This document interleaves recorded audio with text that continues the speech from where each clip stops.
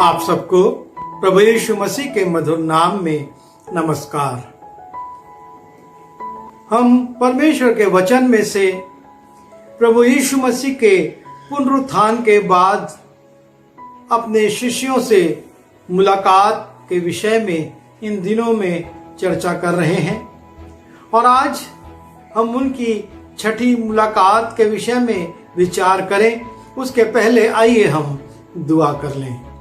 प्रभु जी, मेरी सहायता करिए ताकि मैं आपके वचन को आपकी इच्छा अनुसार आपके लोगों में बांट सकूं और वही आशीष मैं हर एक सुनने वाले के लिए मांगता हूं कि वो आपकी आत्मा में होकर आपके वचन को सुने और हम सब उस पर चल भी सकें। अपने वचन का प्रकाशन मुझ पर दीजिए। विनती यीशु मसीह के नाम से मांगता हूं, आमीन। प्रियो, पिछले दिनों में हम देखते रहे हैं कि यीशु मसीह अपने शिष्यों से, स्त्रियों से और मार्ग में जा रहे लोगों से मुलाकात करते हैं। और आज जब हम यूहन्ना रचित सुसमाचार उसके 21वें अध्याय में जाते हैं, वहां पर हम देखते हैं कि यीशु मसीह अपने चेलों के पास तीसरी बार आते हैं। लिखा हुआ है, जब हम यूहन्ना उसके 21वें अध्याय के 14वें पद को पढ़ते हैं, यह तीसरी बार है कि यीशु ने मरे हुओं में से जी उठने के बाद चेलों को दर्शन दिए। और चेलों को दर्शन देना का ये तीसरा स्थान है। लेकिन इसके पहले दो बार, पहली बार वो स्त्रियों से मिले थे और उनसे कहा था, मेरे भाइयों को जाकर बताओ कि मैं जी उठा हूं। उसके बाद मरियम मगदलीनी से मिले और उसके बाद इम्माउस की ओर जा रहे दो चेलों से मिले थे।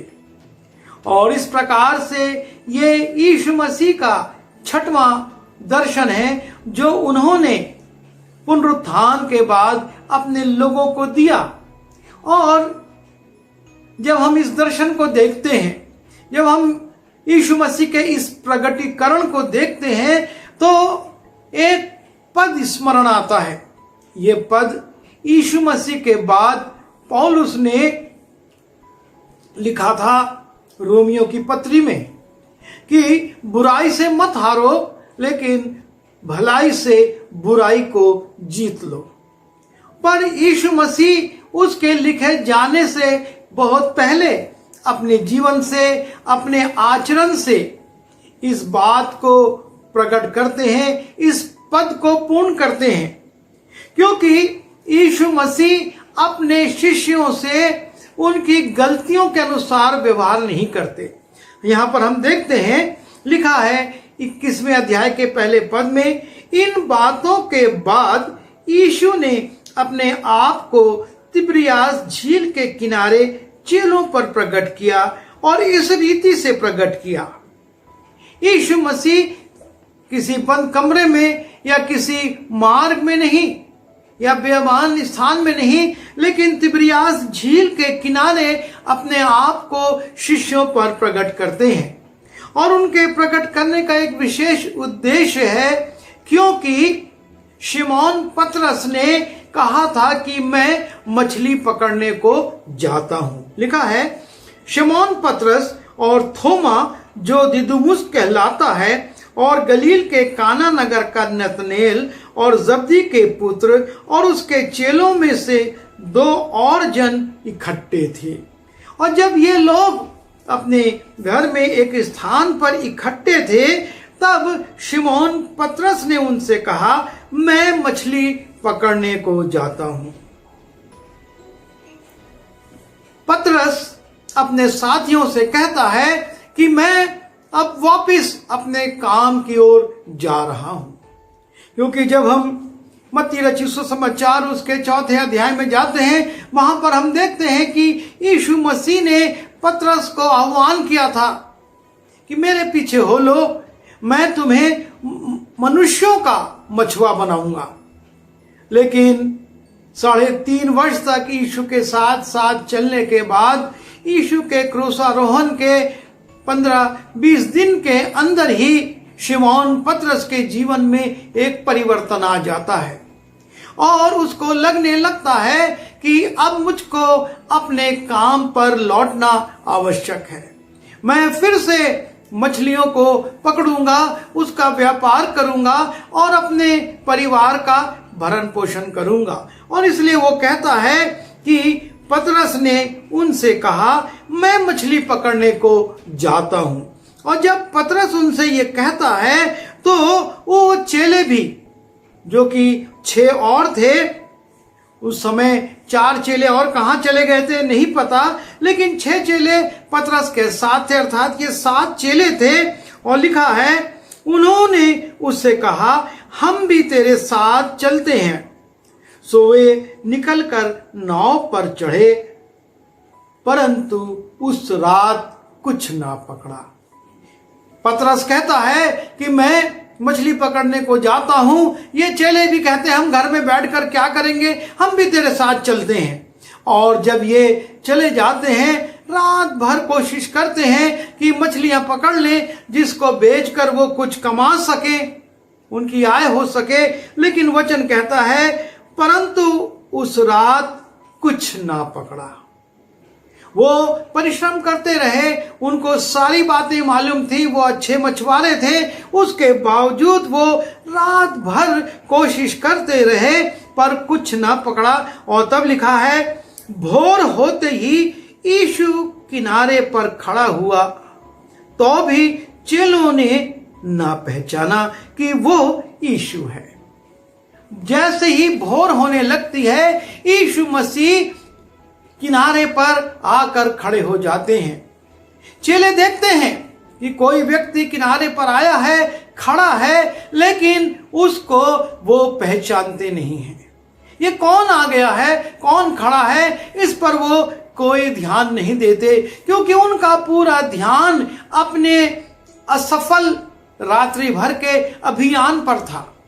रात भर उन्होंने कोशिश करी थी, मेहनत की थी, लेकिन उनके हाथ कुछ नहीं आया था। और तब ये व्यक्ति उनसे पूछता है, तब यीशु ने उनसे कहा, हे बालकों, क्या तुम्हारे पास कुछ खाने को है? उन्होंने उत्तर दिया कि नहीं। यीशु मसीह ना सिर्फ वहां पर आकर खड़े होते हैं, लेकिन अब उनसे बातचीत कर रहे हैं। कहते हैं, हे बालकों, क्या तुम्हारे पास खाने के लिए कुछ है? और वो वहां से जवाब देते हैं कि हमारे पास कुछ नहीं है। उन्होंने ना सिर्फ यीशु मसीह को पहचानने में असफलता प्राप्त की, लेकिन वो उसकी आवाज को भी नहीं पहचान पाए कि हमसे कौन बात कर रहा है। और वो यीशु मसीह को एक टका सा जवाब दे देते हैं, हमारे पास कुछ नहीं है, तुझको देने के लिए हमारे पास कुछ नहीं है। तब यीशु ने उनसे कहा, नाव की दाहिनी ओर जाल डालो। यीशु मसीह उनसे कहते हैं, जो किनारे पर खड़ा हुआ व्यक्ति है, जिसको ये पहचान नहीं पा रहे हैं, जो उनसे मांग रहा है पर देने के लिए उनके पास कुछ नहीं है, वो व्यक्ति कहता है कि नाव की दाहिनी ओर जाल डालो तो पाओगे। इन्होंने पूरी झील में जाल डाला था, उसके बावजूद इनके हाथ कुछ नहीं आया था। पर यीशु मसीह उनसे कहते हैं, नाव की दाहिनी ओर जाल डालो तो पाओगे। तब उन्होंने जाल डाला और अब मछलियों की बहुतायत के कारण उसे खींच ना सके। जैसे ही उन्होंने यीशु मसीह की आज्ञा को माना, वो जाल डालकर जब खींचते हैं तो उसमें इतनी मछलियां आ जाती हैं, इतनी मछलियां आ जाती हैं कि अब वो जाल को खींच नहीं पा रहे हैं। और यहां पर कुछ सच्चाइयां प्रकट होती हैं। सबसे पहली बात, अपनी बुलाहट को भूल जाना। पतरस ये बात इतने अल्पकाल में, मुश्किल से 15-20 दिन हुए थे, यीशु मसीह के क्रूसारोहण, उसके जी उठने, लोगों को, चेलों को दर्शन देने, और उसके बाद ये तीसरे दर्शन के समय तक जितने भी दिन बीते हों, पर एक लंबा समय नहीं बीता था। पर पतरस भूल जाता है कि यीशु मसीह ने मुझको बुलाहट दी थी मनुष्यों को पकड़ने की, और वो कहता है मैं अब जाता हूं मछलियों को पकड़ूंगा। वो अपनी बुलाहट को भूल जाता है, और जब वो बुलाहट को भूल जाता है तो दूसरी बात जो यहां प्रकट होती है, और वो ये है कि एक व्यक्ति के कारण कई लोग गलती करते हैं।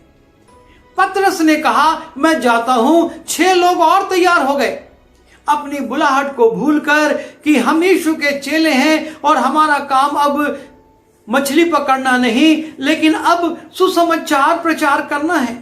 यीशु मसीह ने, हम अध्ययन करेंगे जब, तो इसके पहले उनको भेजा था, उनको वरदान दिया था, पवित्र आत्मा दी थी कि तुम जाओ और लोगों में सुसमाचार प्रचार करो, पर ये सब भूल जाते हैं, और जैसे ही पतरस कहता है ये भी उसके पीछे पीछे हो लेते हैं। तीसरी बात हम वहां पर ये देखते हैं, इन लोगों के पास नाव है, इन लोगों के पास जाल है, इन लोगों की वो जानी पहचानी झील है तिब्रियास की, और इन लोगों के पास अनुभव है कि हम कैसे मछली पकड़ें। ये अनाड़ी लोग नहीं हैं, उनके पास सारी चीजें हैं, अनुभव भी है, और साथ ही साथ इनके साथ सहयोगी भी हैं। अकेला पतरस नहीं पकड़ रहा है, लेकिन उसके साथ 6 लोग और हैं, एक पूरी टीम है। उसके बावजूद जब ये बुलाहट के विरुद्ध काम करते हैं, असफल हो जाते हैं।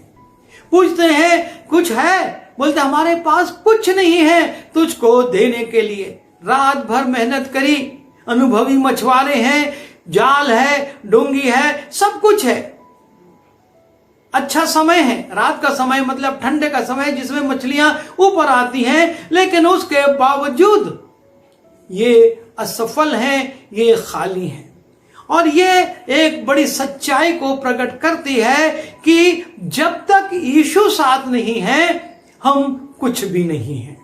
हमारे पास कितने इक्विपमेंट्स हो, हमारे पास कितनी योग्यता हो, हमारे पास कितने सहयोगी हो, हमको उस काम का कितना ज्ञान हो, हम उसके कितने अनुभवी हो, और हमारा वो स्थान हमारा परिचित हो, उसके बावजूद भी सफलता नहीं मिलेगी। कारण एक है कि यीशु नहीं है। जब तक यीशु नहीं है ये शून्य है, और तब यीशु आ जाते हैं।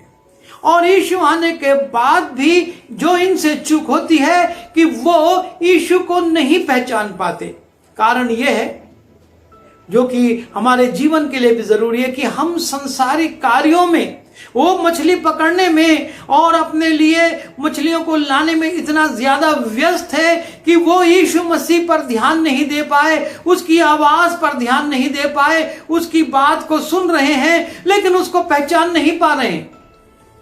अक्सर यही होता है, जब हम संसार के कामों में लग जाते हैं, संसार के कामों में डूब जाते हैं और अपनी बुलाहट को छोड़ देते हैं, हम प्रभु की आवाज को सुनने में निर्बल हो जाते हैं, हम उसके निर्देशों को समझने में निर्बल हो जाते हैं, और असफलता हमारी बढ़ने लगती है। ये यीशु मसीह को नहीं पहचान सके।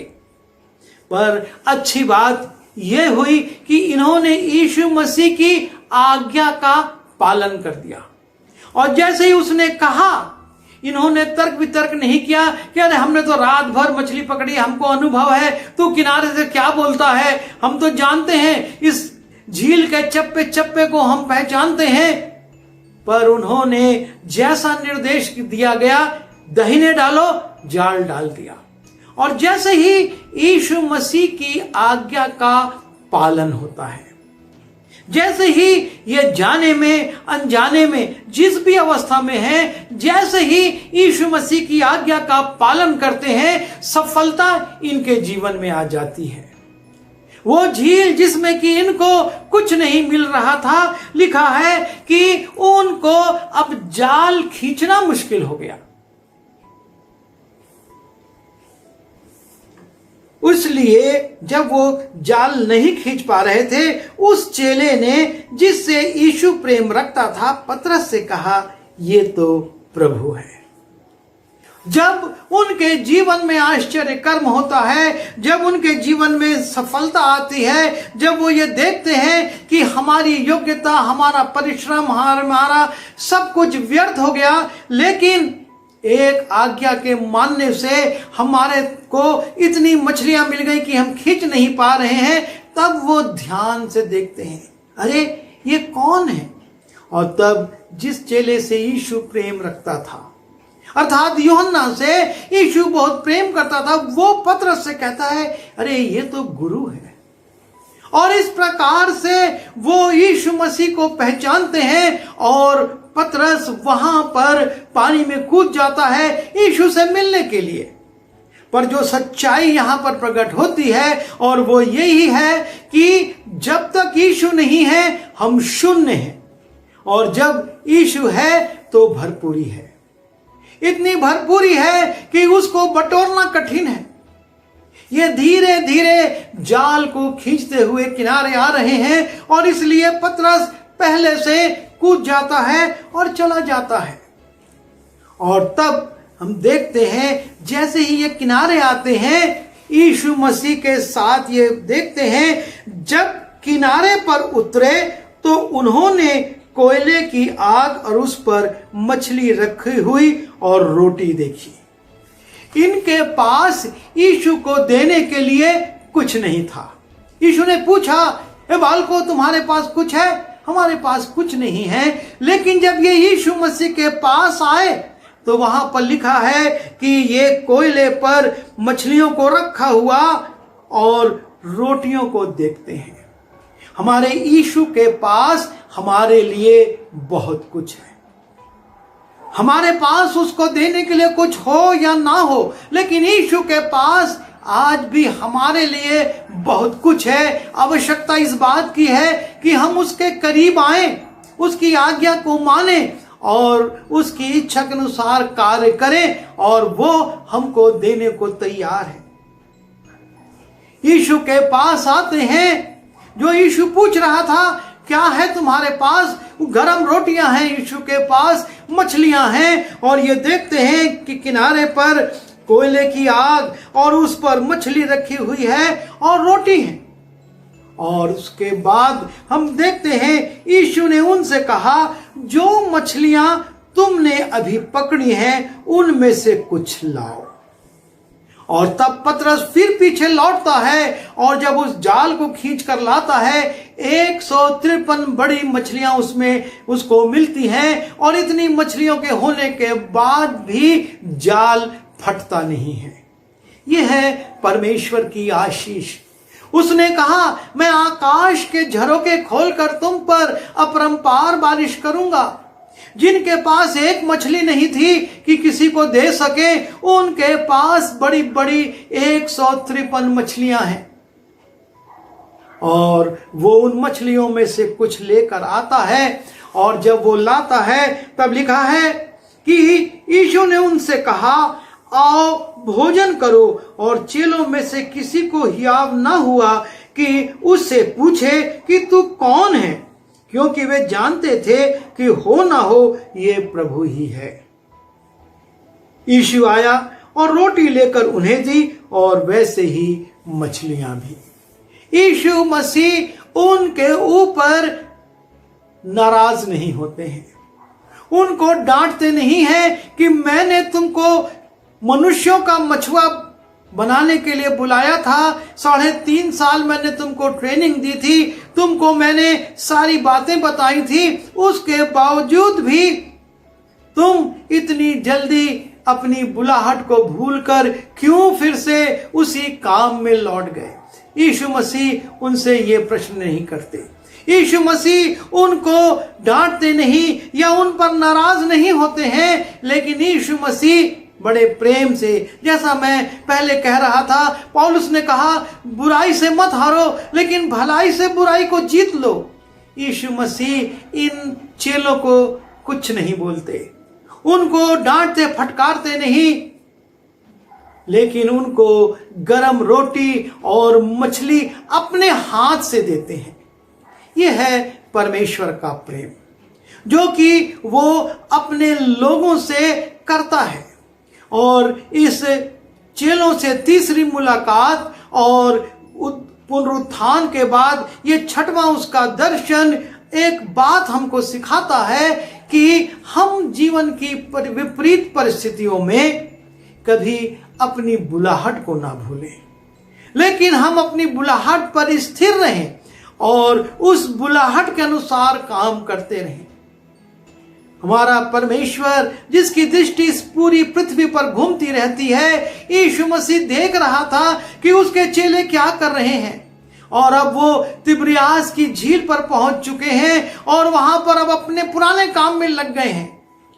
और तब यीशु मसीह उनको कहीं और नहीं बुलाते, स्वयं उनके पास जाते हैं, बड़े स्नेह से उनसे मिलते हैं, उनको कहते हैं कि तुम ऐसा करो, और जब वो ऐसा करते हैं उनको अच्छा प्रतिफल मिलता है। और उसके बावजूद भी यीशु मसीह जानते हैं रात भर इन्होंने परिश्रम करा है, भूखे प्यासे हैं, और इसलिए उनको गर्म रोटी और मछली देते हैं। वो तृप्ति का उपाय करते हैं, ये नहीं कहते अब जाओ तुम, मुझको तुमसे शिकायत है, लेकिन यीशु मसीह उनको बैठाते हैं और उनको भोजन कराते हैं।